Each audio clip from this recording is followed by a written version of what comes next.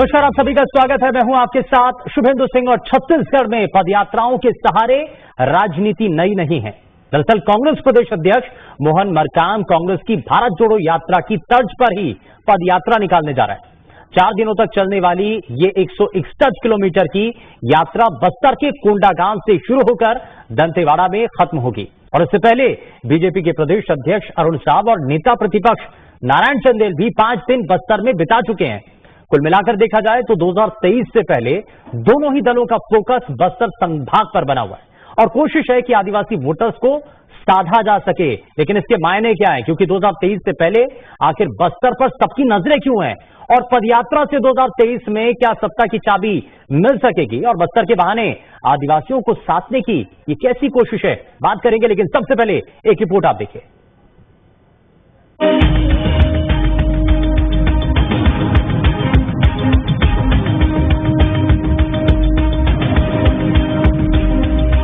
कांग्रेस की भारत जोड़ो यात्रा की तर्ज पर अब छत्तीसगढ़ कांग्रेस अध्यक्ष मोहन मरकाम भी पदयात्रा निकालने जा रहे हैं। मरकाम बस्तर में कोंडागांव से दंतेवाड़ा तक 161 किलोमीटर की यात्रा 4 दिनों में पूरा करेंगे। इस दौरान वो रास्ते में स्थानीय लोगों, कांग्रेस पदाधिकारियों और कार्यकर्ताओं से संवाद भी करेंगे।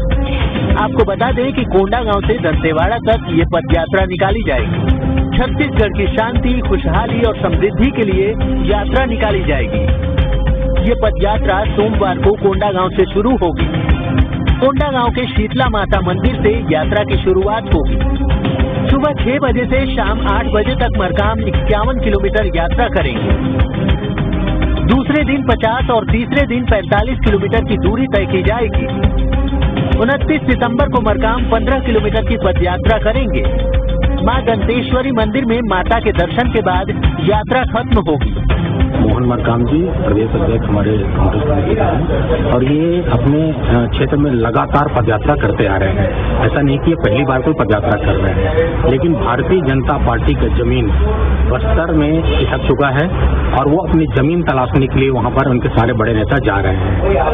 भारतीय जनता पार्टी का जो चरित्र है वो इससे दिखता है कि वो आदिवासियों के लिए कितने हितैषी हैं। कांग्रेस कार्यकर्ताओं ने बीजेपी प्रदेश अध्यक्ष अरुण साव को भी पदयात्रा में शामिल होने का निमंत्रण दे दिया है। इस पर अरुण साव का कहना है कि बस्तर में लोगों की मौतें हो रही हैं।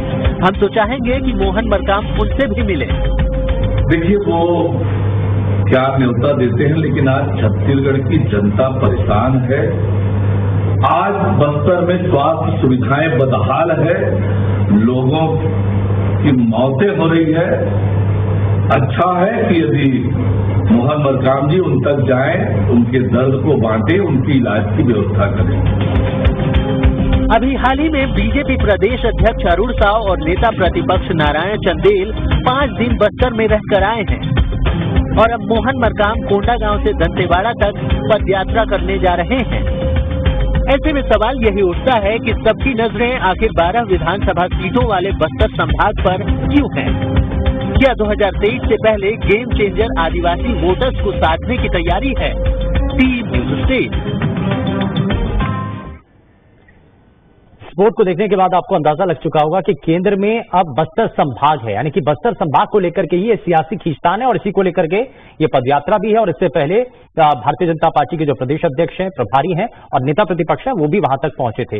और इन्हीं सभी सवालों को जरा आगे बढ़ाएंगे, उनका जवाब तलाशने की कोशिश करेंगे। लेकिन सबसे पहले आज के खास मेहमानों से आपको मिलवा देते हैं। हमारे साथ वरिष्ठ पत्रकार के शर्मा जी कार्यक्रम में जुड़ चुके हैं, बहुत स्वागत है सर आपका। भारतीय जनता पार्टी से प्रवक्ता देवलाल ठाकुर जी हमारे साथ कार्यक्रम में जुड़ चुके हैं, देवलाल जी बहुत स्वागत है। और कांग्रेस पार्टी से प्रवक्ता नितिन भंसाली जी हमारे साथ कार्यक्रम में जुड़ चुके हैं, नितिन जी बहुत स्वागत है आपका कार्यक्रम में। शुरुआत आपसे नितिन भंसाली जी, क्योंकि बहुत सारे सवाल उठ रहे हैं, बार बार विपक्षी खेमा एक सवाल उठा रहा है कि आखिर एक तरफ राहुल गांधी भारत जोड़ो यात्रा कर रहे हैं, दूसरी तरफ प्रदेश के अंदर मोहन मरकाम प्रदेश अध्यक्ष एक अलग ही पद यात्रा कर रहे हैं, तो क्या ये उसी के पैरेलल एक यात्रा है या इसको अलग नजरिए से देखा जाए? देखिए, ये जो पदयात्रा माननीय प्रदेश अध्यक्ष जी कर रहे हैं, ये कोई नई बात नहीं है। वो हर साल करते हैं। पिछले वर्ष का भी आप रिकॉर्ड देख लीजिए, उन्होंने पदयात्रा की थी बस्तर में, इस वर्ष भी कर रहे हैं। क्यों इसे पॉलिटिकल एंगल से जोड़ा जा रहा है मुझे नहीं पता। कोंडागांव से ये यात्रा माननीय अध्यक्ष जी की शुरू होगी, जो दंतेवाड़ा की माता दंतेश्वरी मंदिर में समाप्त होगी। छत्तीसगढ़ की शांति, खुशहाली, एकता, अखंडता की कामना करते हुए यात्रा निकलेगी। पद यात्रा में माननीय अध्यक्ष जी रोज लगभग 50 किलोमीटर चलेंगे और वो सीधा संवाद पार्टी के कार्यकर्ताओं से और आम जनता से बिल्कुल करेंगे। और बिल्कुल जिस प्रकार इस प्रदेश में 15 वर्षों में भारतीय जनता पार्टी का कुशासन कायम था, तो ये यानी कि इसको पॉलिटिकल यात्रा माना जाए, पॉलिटिकल पदयात्रा इसको कहें या धार्मिक पदयात्रा है? देखिए, ये प्रदेश की शांति, एकता, अखंडता और भाईचारा बने रहे, इससे हेतु बिल्कुल निकाला जा रहा है। ये यात्रा निकाली जा रही है। अब चूंकि वो प्रदेश के अध्यक्ष है, वो यदि पदयात्रा कर रहे हैं, पिछले वर्ष भी की थी, मैंने बताया, और इस वर्ष भी कर रहे हैं, और वो हमारे कल्चर में है। आप देखिए, कांग्रेस आजादी का आप आंदोलन उठा दीजिए, और हमारे कल्चर में है, हमारी संस्कृति में है कांग्रेस की पदयात्रा करना, तो ये कोई नई बात नहीं है। और बीजेपी जरूर देखिए कि कांग्रेस पार्टी के कई नेताओं का स्टेटमेंट में सुन रहा था, उन्होंने कहा कि इसको आप पॉलिटिकल ना समझें, ये धार्मिक पद यात्रा है जो कि इससे पहले भी होती आई है और इस बार भी हो रही है। लेकिन मेरा सर सवाल यहाँ पर इसलिए ये पॉलिटिकल लिहाज से इसलिए मेरे को नजर आने लगा है क्योंकि इसमें जब निमंत्रण दे दिया जाता है, आप कह देते हैं भारतीय जनता पार्टी के प्रदेश अध्यक्षों के आइए, आपका भी स्वागत है, तो वहां से लगता है कि ये पॉलिटिकल ही है। नहीं तो मैं बता रहा हूँ ना, अभी ये भी गए थे वहां पे दौरे पर, 5 दिन के दौरे पर गए थे, अरुण साहब और नारायण चंदेल जी दोनों गए थे। तो क्यों गए थे मैं ये भी बता दूं, वो तो परिचय सम्मेलन में गए थे, देखिए नहीं वो गए। देखिए, मैं अरुण साहब प्रदेश अध्यक्ष हूँ छत्तीसगढ़ भाजपा का, वो बोले मैं नारायण चंदेल के नेता प्रतिपक्ष हूँ। नए नए लोग बने हैं और अच्छा पर्यटन स्थल है, वो फिर आए वहां से, जनता ने रिस्पॉन्स नहीं किया। गिने चुने जो कार्यकर्ता बचे हैं उनको परिचय देकर नहीं वहां से लौट आए। अब चूंकि अपोजिशन है, विपक्ष की पार्टी के नेता बस्तर घूम के गए हैं, तो भाई उनको बताना तो पड़ेगा। बहुत सारी प्रेस कॉन्फ्रेंस ली, बहुत सारे बयान जारी किए, तो अध्यक्ष जी ने निमंत्रण भेज दिया, आइए दोस्त वेलकम, मैं पदयात्रा कर रहा हूँ, आप आइए, क्या सोचते हैं बताइए, इसमें क्या सोचने वाली बात। ठीक है, मैं जरा देवलाल ठाकुर जी को जोड़ लेता हूँ। देवलाल ठाकुर जी, अब इसमें आपको ये पॉलिटिकली ये पदयात्रा क्यों नजर आ रही है? हालांकि वो कह रहे हैं कि ये धार्मिक पदयात्रा है और साथ ही साथ इसमें क्योंकि हर साल होती आई है, इस बार भी कर रहे हैं, कोई नया तो है नहीं और पहली बार कर नहीं रहे हैं। और दूसरी चीज ये भी वो कह रहे हैं कि इसमें हम लोगों की अगर परेशानियां है तो उनको भी हम सुनेंगे ना, सत्ता में भी है तो उनका समाधान भी हमें करना है। देखिए, नितिन बंसाली जी जो बोल रहे हैं वो जो हर समय करते हैं मोहन मरकाम जी पदयात्रा, वो सही बोलते हैं। मोहन मरकाम जी बहुत समय से दंतेश्वरी मंदिर जाते हैं कोंडागांव से पदयात्रा, लेकिन इसी समय क्यों सवाल उठ रहे हैं, ये बात सबको जानने का विषय है। क्योंकि आप लोग देख रहे हैं कि वो सारे लोग को न्योता दिए, अपने पार्टी के वो युवा कांग्रेस के राष्ट्रीय अध्यक्ष को भी न्योता दिए, सारे लोग को उन्होंने बुलाया कि उस तर्ज पर मैंने पदयात्रा जारी की है। तो कहीं न कहीं इस छत्तीसगढ़ प्रदेश में अब ये दिखने लगा है कि आदिवासियों का जो आरक्षण 12% कम कर दिया, उसका असर सबसे पहले कांग्रेस पार्टी में ही दिखने लगा कि मोहन मरकाम का पीएल पुनिया के साथ दौरा और मोहन मरकाम प्रदेश कांग्रेस कमेटी के अध्यक्ष का फोटो ही गायब। तो इससे कहीं न कहीं उस आदिवासी नेता के मन में ये भय जरूर पैदा हुआ है कि आखिर ये आरक्षण का जो पहला दंश, जो पहला शिकार, सर इसमें आपको नहीं लगता कि जो आरक्षण की आग है वो आपको भी जलाएगी? आरोप तो आपके ऊपर भी लगेंगे। आरक्षण की आग हमें नहीं जलाएगी। हाँ। आरक्षण की आग तो इस सरकार ने कम की है, इस सरकार को ही जलाएगी। मेरी बात तो खत्म होने दीजिए। हाँ। फिर आप बोलते रहना, कोई दिक्कत नहीं है। तो ये पद यात्रा मोहन मरकाम जी चालू किए कि कहीं न कहीं उसकी जमीन चिसक रही, आदिवासी समाज में विद्रोह हो रहा है कि जिस पार्टी में प्रदेश अध्यक्ष आदिवासी समाज से है, उस पार्टी की सरकार ने 12% आरक्षण आदिवासियों को समाप्त कर दिया। और रही बात सुख शांति समृद्धि की, छत्तीसगढ़ की नहीं, वो बस्तर की पहले जगह, वहां अज्ञात गंभीर बीमारियों से हमारे आदिवासी भाई मर रहे हैं, उनकी चिंता करें, उनसे मिलने जाए। सरकार है भैया, आप बीमारी का आप लोग झूठ बोल रहे हैं और इसीलिए आप लोगों को आमंत्रित किया। मैं बोलने दीजिए बंसाली जी, आपको पूरा मौका मिलेगा। कहा ना भैया, आपको पूरा मौका मिलेगा, मुझे बोलने तो दीजिए। जो आप कह रहे हैं यही तो तकलीफ है, आदिवासियों की लोग को आप सुनना नहीं चाहते। अरे आप लोगों की कर्मियों की, आप लोगों की बीसीओ की आरक्षण वाला जो कांग्रेसियों के दुख बोलना क्या चाह रहे हैं? निर्णय आया है इसके जिम्मेदार आप करेंगे। अच्छा ये तो आप देवलाल भाई क्या मैसेज जाएगा? आप आदिवासियों को रोकना चाहते हैं, आदिवासियों की आवाज को दबाना चाहते हैं, आदिवासियों की आवाज दबने वाली नहीं है।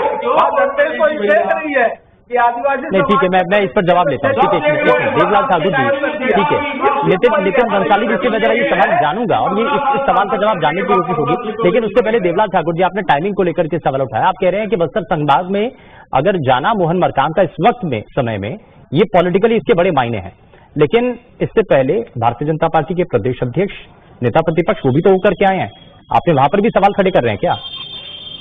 उसके भी मायने हैं। पार्टी के प्रदेश अध्यक्ष एवं नेता प्रतिपक्ष नवीन दायित्व के साथ पूरे प्रदेश का दौरा कर रहे हैं और भारतीय जनता पार्टी के बूथ स्तर तक के कार्यकर्ताओं से मिल रहे हैं और कहीं न कहीं उनके कार्यकर्ताओं से मिलने के साथ साथ जनता में उनका भारी जन समर्थन प्राप्त हो रहा है। इसी चीज कांग्रेस के लोग बौखला गए हैं। अच्छा ठीक है, दर्द हो रहा है। अच्छा ठीक है, ठीक है, मैं अब जरा दूसरे और सवालों का जवाब ले लेता हूं। मैं नितिन जी आपके पास आता हूं, लेकिन के शर्मा जी भी इंतजार कर रहे हैं। के शर्मा सर, अब ये जो यात्रा जो चल रही है, पदयात्रा को लेकर के चर्चा हो रही है, ये कहा जा रहा है कि पदयात्रा कुछ समय में 26 तारीख को क्योंकि वहां से शुरुआत होगी, लेकिन वहीं दूसरी तरफ बस्तर संभाग में कांग्रेस से नहीं बीजेपी का भी आना, इसके पॉलिटिकली बड़े मायने हैं क्योंकि बस्तर संभाग बड़ा महत्वपूर्ण है। ये कहा जाता है कि बस्तर का किला जिसने फतेह कर लिया, सत्ता उसी की है। छत्तीसगढ़ में सत्ता की चाबी बस्तर से निकलती है, ये कहा जाता है और ये सत्य भी है। 2003 में हम देखेंगे कि 12 में से 9 सीट भाजपा के पास, 2008 में 12 में से 11 सीट, उसमें एक सीट जो जीते वो लखमा जी जीते, जो लगातार जीतते आ रहे हैं। 2013 में 12 में से 4 पे आ गए भाजपा। इसका मतलब मैं कहने 2018 में पूरी तरह एक सीट जीते थे और वो भी बाद में कांग्रेस के पास चले गए। कुल मिलाकर के ये है कि बलीराम कश्यप एक वहां पे राजनीतिक कद था, जिनके 4 बार सांसद रहे। उनके 2011 में निधन के बाद भाजपा की स्थिति कहीं न कहीं वहां खराब होती गई। उसको संभालने के लिए भी केदार कश्यप को बड़ी जिम्मेदारी प्रदेश महामंत्री दिया गया। उसके साथ ही जो नए परिवर्तन हुए हैं, प्रदेशाध्यक्ष, नेता प्रतिपक्ष, दोनों का दौरा वहां चल रहा है। ये पूरी तरह से राजनीति है। अब जहां तक इनके मोहन मरकाम की बात करें तो मोहन मरकाम अपने विधानसभा क्षेत्र में निश्चित रूप से मेहनत कर रहे हैं और धार्मिक यात्रा भी है, नवरात्रि का पर्व है और दंतेश्वरी माता दंतेवाड़ा की वो पूरे छत्तीसगढ़ वासियों के आस्था का केंद्र है, ये भी है, ठीक है। लेकिन जब कोई यात्रा करेगा तो उस बीच में जो लोग मुलाकात करेंगे तो निश्चित रूप से उसमें लोगों की समस्याएं उनको समझ में आएगी क्या स्थिति। और मोहन मरकाम अपने विधानसभा क्षेत्र में बस्तर में कोई ज्यादा मार्जिन से जीते नहीं है, तो उनको अपने क्षेत्र में भी मेहनत करना है। प्रदेश अध्यक्ष होने के साथ पूरे प्रदेश की जिम्मेदारी तो वही है, लेकिन वहां भी उनको मेहनत करना है। तो और जो बीमारी की जो बात है, 39 लोग अबूझमार्ग क्षेत्र में है, किस बीमारी से है, अबूझ है ये अभी भी। आज डॉक्टरों की टीम वहां पहुंचने की कोशिश की, नदी में परेशानी, वो नक्सल प्रभावित क्षेत्र है अबूझमार्ग में, बीजापुर और नारायणपुर जिला से लगा हुआ। तो वहां पे जो बीमारी की बात आ रही है, ये भी डॉक्टरों को पहुंचना, ऐसा नहीं नक्सल प्रभावित क्षेत्र में स्वास्थ्य शिक्षा के लिए काम हो रहा है, 300 स्कूल खोलने की बात आ रही है, गांव-गांव का घाट बाजार में क्लिनिक योजना, इसमें बहुत सारी जो योजना नक्सलियों को नहीं कहना चाहिए, आदिवासियों के मामले जो हैं उनको वापस लेने के लिए एक समिति बड़ी स्तर पर कमेटी गठित की गई। इस प्रकार से बहुत सारे वनोपज खरीदी को लेकर अन्य प्रकार से कांग्रेस के अपना गढ़ को मजबूत करने का प्रयास जारी है। लेकिन वहीं पे जो खाली हो चुका है, महेंद्र कर्मा के बाद जो अभी लखमा जी वहां पे नेतृत्व संभाले हुए हैं, मोहन मरकाम जी साथ में है। यदि दूसरी तरफ भाजपा में एक केदार कश्यप को बड़ी जिम्मेदारी दी है, वो भी पूरे क्षेत्र का दौरा कर रहे हैं। अब क्या स्थिति बनती है, बलीराम कश्यप की जगह को केदार कश्यप ले पाते हैं क्या, और भाजपा को फिर से जो 2003 में, 2008 में, 2013 में तो कम हो गया था, 12 में से 4 में आ गए थे, तो ये स्थिति जो पहले 2003-8 में थी उसको फिर से दिला सकते हैं क्या, ये बड़ी बात है। ठीक है, अब जरा मैं इसमें नितिन भंसाली जी आपको जोड़ लेता हूं। अब सवाल तो ये भी उठ रहा है सर कि बस्तर संभाग की जो बड़े इश्यूज हैं, जो आदिवासियों की परेशानियां हैं, क्या उसको भी एड्रेस किया जाएगा? क्या आप ये मानकर चल रहे हैं कि अगर आप इसको धार्मिक यात्रा के तौर पर मान रहे हैं, पॉलिटिकली भी अगर आप इसमें नेताओं को अगर आमंत्रित कर रहे हैं, तो उसमें जनता की परेशानियों को भी तो शामिल करिए ना?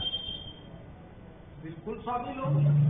यदि प्रदेश अध्यक्ष जी निकलेंगे वहां से, कोंडा गांव से दंतेवाड़ा तक वो पदयात्रा करेंगे, तो निश्चित तौर पर पदयात्रा में सारे लोग जो है, जो पार्टी के कार्यकर्ता भी उनसे मिलेंगे, समाज, विभिन्न समाज के लोग भी उनसे मिलेंगे और बिल्कुल जिनको कुछ तकलीफ होगी, जिनकी कोई समस्या होगी, वो भी मिलेंगे। उसका निदान नहीं किया जाएगा, तत्काल निदान करता हम लोग तो क्विक एक्शन लेने वाले लोग हैं, जैसा कि हमने अभी PWD विभाग से लिया। तो इसमें तो कोई किंतु और परंतु वाली बात ही नहीं है कि वो सबसे मिलेंगे और सबकी बातों को सुनेंगे, बिल्कुल स्वाभाविक बात है। और वो बिल्कुल एक सफल पदयात्रा है, तो हर वर्ष वो करते हैं। और बीजेपी के नेताओं को तो बस्तर में जाकर मुझे लगता है माफी मांगनी चाहिए, जो 15 वर्षों में जो वहां पर अत्याचार हुए, जो शोषण हुए, जो कत्लेआम हुआ, उसके लिए जाकर माफी मांगनी चाहिए। तो फिर ऐसे लोगों को आप आमंत्रित क्यों कर रहे हैं? फिर आप जब जिन लोगों के ऊपर आप आरोप लगा रहे हैं, आप उन्हीं को अपनी पदयात्रा के अंदर शामिल करने के लिए भी आप उनको आमंत्रित कर रहे हैं। ये वहाँ पर 5 दिन के दौरे में जाकर इधर उधर अपना परिचय सम्मेलन निपटा के आने के बाद विज्ञप्तियां जारी करके झूठे आरोप लगा रहे हैं। तो अध्यक्ष आ जाइए, पदयात्रा में मैं जा रहा हूँ, शामिल हो जाइए, देखिए सामने सामने जो समस्या बताइए, जो होगा उसको हल किया जाएगा। तो एक्सेप्ट ही नहीं कर रहे। इससे पहले तो कभी बीजेपी के किसी नेता को नहीं बुलाया था ना। आप ही कह रहे हैं कि हर साल इसी तरीके से पदयात्रा होती रही है, लेकिन पहले तो कभी नहीं बुलाया बीजेपी के किसी नेता को, लेकिन इस बार आप आमंत्रित कर रहे हैं। जिस तरीके से भारतीय जनता पार्टी एक असफल प्रयास से और भागदौड़ में बस्तर में लगी है, तो ये बताना भी तो होगा ना जनता को कि ये जो आरोप लगा रहे हैं ये सब आरोप झूठे हैं, इनके बहकावे में फिर मत आना।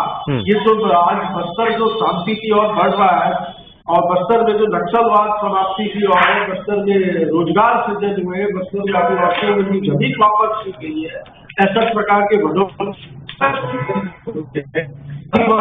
कहा तो ये जा रहा है कि पदयात्रा के मायने कई हैं, जैसे कि शुरुआत में भी कहा, लेकिन इस पदयात्रा का मकसद ये है कि जो बस्तर जो संभाग है वो अपने हाथ से जो निकलता हुआ देख रही है कांग्रेस पार्टी, अब इसी के लिए उन्होंने पदयात्रा शुरू करी है। ये तो हर वर्ष करते हैं पदयात्रा, मुझे बार बार ये चीज को बोलना पड़ रहा है कि अध्यक्ष जी हर वर्ष पदयात्रा करते हैं, तो कॉमन बात है।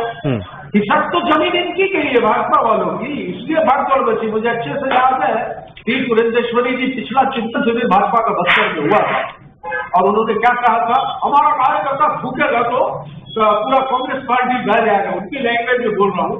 तो हुआ तो ये कि फूक के ये आए हैं, इसको साफ करने के लिए ठीक है वो हाँ, ऐसे शब्दों का इस्तेमाल भी नहीं होना चाहिए। खैर नहीं, वो तो सब इस्तेमाल किया था भाई। नहीं वो ठीक है, लेकिन आप डिबेट में भी बैठा था। ठीक है, डिबेट में भी बैठा था इस विषय में, तो वो शब्द जो कहे थे वो तो देखिए मुंह से निकली बात वापस थोड़ी आता। नहीं ठीक है, वो ठीक है। अब मैं इसमें ठीक है सर, ठीक है, आपने आपका पॉइंट रख लिया, आपने अपना पॉइंट रखा है। देवलाल ठाकुर जी अभी हमारे साथ लगातार कार्यक्रम में बने हुए हैं। देवलाल जी, अब सवाल तो ये है सर कि अगर कांग्रेस पार्टी के नेता बस्तर संभाग में जा रहे हैं, आपको इससे आपत्ति क्या है? अगर वो इस पदयात्रा के अंदर बीजेपी के नेताओं को भी शामिल कर लेना चाहते हैं, स्वागत कर रहे हैं वो आपका, जाएंगे आप, स्वीकार कर रहे हैं आप? और जो चैलेंज आपके नेताओं ने दिया था कि साहब जो हर दिन के हिसाब से 50 किलोमीटर की पदयात्रा नहीं कर सकते हैं, इसके लिए उन्होंने चैलेंज दे करके आपको बुलाया है कि आप आइए इस पदयात्रा में, इस चैलेंज को स्वीकार करते हैं आप और आपके नेता? देखिए, वो अपना पदयात्रा पहले से रखे और हमारे नेता का वहां की यात्रा करके लौट के मैं मोहन मरकाम जी को चैलेंज करता हूँ, जो हमारे आदिवासियों का पैसा इस प्रदेश के मुख्यमंत्री ने तेंदुपत्ता लाभांश का 900 करोड़ रुपए से ज्यादा पैसे अपने पाटन विधानसभा में औद्योगिक मित्रों के लिए जो वहां पर निर्माण कराया है, उस पर चले मेरे साथ आंदोलन करने के लिए कि हम आदिवासियों के पैसे का किस प्रकार से इस प्रदेश के मुख्यमंत्री ने डाका डालना है। जो तेंदुपत्ता लाभांशधारियों का पैसा है उसके लिए मोहन मरकाम जी चले, वहां तो धार्मिक दर्शन के लिए जा रहे हैं, वो सुख शांति के लिए जा रहे हैं। अगर आदिवासियों के सच्चे हितैषी हैं तो आदिवासियों को जो पैसा इस प्रदेश के मुख्यमंत्री जो आदिवासी हितैषी होने का ढोंग रचते हैं, वो करीब 900 करोड़ रुपये में से आधा से ज्यादा पैसे को अपने पाटन विधानसभा क्षेत्र अपने औद्योगिक मित्रों को लेके बातें करके क्यों समय आप जनता का ध्यान भ्रमित कर रहे हो भाई? इस पर चले, इस पर ऐसा कुछ है ही चाहती है कांग्रेस के लोग। अरे ऐसा कुछ है ही, बेतुके बयान और बेतुके आरोप आप लोग नहीं, नितिन जी नकार रहे हैं, ढोंग करते हैं। नितिन जी ऑन एयर नकार रहे हैं, कह रहे हैं ऐसा नहीं है। देवलाल ठाकुर जी, नितिन भंसाली जी इन आरोपों को नकार रहे हैं। अब तो कागज पे बात करते हैं, क्या है सबसे दीजिए भाई, आएंगे तो आपको बीच में सेलूट आने के पहले ही मिल जाएगा वो इकाई। और तेंदुपत्ता लाभांश के 900 करोड़ रुपए सरकार के पास जमा थी। इन लोगों ने तो जनजाति वर्ग के बच्चे जिनको स्कॉलरशिप की उस लाभांश बोलो इतना 18 करोड़ रुपया, क्या मतलब जो 20 2021 में दिया जाना था। वो 7,000 बच्चे आज भी अच्छे स्कॉलरशिप के लिए घूम रहे हैं। धिक्कार है ऐसी कांग्रेस सरकार को। बच्चे धिक्कार है ऐसी भाजपा सरकार को। सेकंड ईयर ये कितनी बातें कर रहे हो शुभेंदु जी? ठीक है तारीफ करता हूँ। ठीक है, कई सवाल आपने उठा दिए। बंसाली जी जरा जवाब दीजिए। आप बेशक नकार रहे हैं लेकिन सवालों से बच नहीं सकते हैं। हाँ, जवाब दीजिए। आप पाटन चलिए, मैं चैलेंज करता हूँ, मैं दिखाऊंगा कहाँ पर आदिवासियों को पैसा चल रहा है, पैसे का निर्माण हो रहा है। आप तो आइए, 50 किलोमीटर रोज चल रहा है हमारे। चलिए ठीक है, मैं रोक रहा हूँ। नितिन जी 1 मिनट, देवलाल जी 1 मिनट, के शर्मा जी को जरा जल्दी से जोड़ लेता हूँ। के शर्मा जी, अब ये जो बस्तर संभाग की लड़ाई है और जिस तरीके का चैलेंज दिया गया था, क्योंकि हर तरीके के चैलेंज दिए जाते हैं और सियासत में एक अलग तरीके का चैलेंज दिया गया कि हर रोज के हिसाब से 50 किलोमीटर की यात्रा ये संभव नहीं है, यहीं से शुरुआत हुई क्या? यही वो नींव है जहां से अब ये चैलेंज और अब आमंत्रित किया गया इस पदयात्रा में बीजेपी के नेताओं को, यही इसकी शुरुआत थी और इसका अंत क्या नजर आ रहा है? बात ये कि जो 50, 51 किलोमीटर, 50 किलोमीटर, 45 किलोमीटर 3 दिन चलने की बात थी, इसको लेकर के बात था। और जब राहुल गांधी को भी मोहन मरकाम ने जानकारी दी तो उन्होंने कहा कि बहुत होता है, एक आश्चर्य व्यक्त किया था। लेकिन आदिवासी क्षेत्र में लोग पैदल चलते, मोहन मरकाम के चलते हुए 50 किलोमीटर वो चलते होंगे। इसी को लेकर के जो भाजपा की ओर के कटाक्ष हुआ था उसको लेकर उन्होंने कहा था कि आप आइए, आमंत्रित कीजिए, और उनको फिर एक आमंत्रण भेजा भी गया। अब साथ में तो चलिए राजनीतिक दांव पेच की बात है, जो आरोप प्रत्यारोप की बात है। आदिवासी क्षेत्रों के महत्व को देखते हुए मुख्यमंत्री भूपेश बघेल अपने भेंट मुलाकात इन्हीं आदिवासी क्षेत्रों में दौरा करते रहे, लगातार वहां विकास के काम है और मंत्री लगातार वहां पे दिख रहे हैं। अब कुल मिलाकर के जो आरोप देवलाल जी लगा रहे हैं उस प्रकार के कितने मामले को आदिवासियों में कितना फर्क पड़ता है। जैसे अभी विभिन्न प्रकार के वनोपज खरीदी में 61-62 प्रकार से यदि आज वनोपज खरीदी की बात होती है, 60 से 65 तक के वनोपज की संख्या बढ़ाई जा रही है, समर्थन मूल्य में खरीदी हो रही है, 4,000 रुपए यदि मानक पूरा तेंदुपत्ता, इस प्रकार से विभिन्न तमाम जो योजनाएं हैं उनका जनता में कितना असर है। भेंट मुलाकात के दौरान मुख्यमंत्री ने स्पष्ट कहा है कि सकारात्मक जनता की ओर से रिस्पांस मिला है। अब भाजपा वहां पे जो दोनों बड़े नेता जो दौरा करके आ रहे हैं, उससे पहले प्रदेश कार्य समिति हुआ, पुरंदेश्वरी जी लगातार वहां पे अपने विभिन्न क्षेत्रों में कार्यकर्ताओं से मिलती रही है, प्रदेश कार्य समिति की बैठक हुई। कुल मिलाकर के बस्तर में जिस तरह से दोनों पार्टियां अपनी ताकत लगा रही है, तो 2023 में वहां की ये इसको इस तरीके से देखिए के शर्मा जी कि 2023 से पहले बस्तर का माहौल इस वक्त क्या है, ये दोनों ही पार्टी के नेता भी जाकर के चेक कर रहे हैं, उसी के आधार पर आगे की रणनीति तय होगी। निश्चित रूप से अभी जो कांग्रेस जो कमियां बता रही देवलाल जी, तो इसको जनता तक ले जाने की बात है। जब इस तरह से विपक्ष के नेता दौरा करते हैं तो जनता के बीच से जो फीडबैक मिलता है उसी के आधार पर ही वहां पे उसको प्रसारित करके एक आरोप लगाने की बात है। जैसे 39 लोगों की मौत की जो बात आई है, आज टीम जा रही है, लेकिन इतनी बड़ी संख्या में किसी बीमारी से मौत हो रही है, तो ये जो प्रदेश स्तरीय राष्ट्रीय स्तर की बात होती है, किसी बीमारी को लेकर हमको पता भी नहीं चल रहा है, कैसे बुखार आ रहा है, सूजन आ रहा है पैर में, और आदिवासियों की मौत हो रही है। नक्सल प्रभावित क्षेत्र में वहां भीतर तक जाना, अभूतपूर्व क्षेत्र में जाना और स्वास्थ्य सुविधाएं, शिक्षा उपलब्ध कराना सरकार के लिए चुनौती है। और जो आरोप लगा रहे हैं उस किस ढंग से कांग्रेस उस पर जवाब देती है, ये भी देखना है। दोनों तरफ से कुल मिलाकर के है कि आदिवासी वोट बैंक को साधने का प्रयास भी कर रहा है, ये एक महत्वपूर्ण है जी। ठीक है, बहुत शुक्रिया सभी खास मेहमानों का कार्यक्रम में शामिल होने के लिए। लेकिन एक के बाद एक, क्योंकि बस्तर में पैदल मार्च किया जाता है और बस्तर में जिस तरीके से पैदल मार्च को लेकर के 26 तारीख से तैयारी की जानी है, लेकिन उससे पहले भारतीय जनता पार्टी के प्रदेश अध्यक्ष और नेता प्रतिपक्ष जाकर के बस्तर की स्थितियों को देखते हैं, बारीकी से उसका विश्लेषण करते हैं। लेकिन इस दौरान जो चैलेंज दिया गया था उसको क्या वाकई में स्वीकार किया जाएगा, क्योंकि मोहन मरकाम और कांग्रेस पार्टी के नेताओं के द्वारा इस चैलेंज को स्वीकार करने के लिए फिलहाल आमंत्रित किया गया है बीजेपी के नेताओं को। लेकिन बड़ा सवाल यही है कि क्या बीजेपी के नेता इस चैलेंज को स्वीकार करेंगे, ये देखने वाली तस्वीर होगी। खैर, बहुत शुक्रिया हमारे जितने भी खास मेहमान हमारे साथ कार्यक्रम में जुड़े, आपने अपना कीमती समय दिया। लेकिन ये बड़ी तस्वीर है और इस बड़ी तस्वीर में बस्तर केंद्र में है और बस्तर की जो जनता है वो आखिर किसको पसंद करती है वो 2023 में स्पष्ट पाएगा। पेशकश में फिलहाल के लिए बस इतना ही। नमस्कार।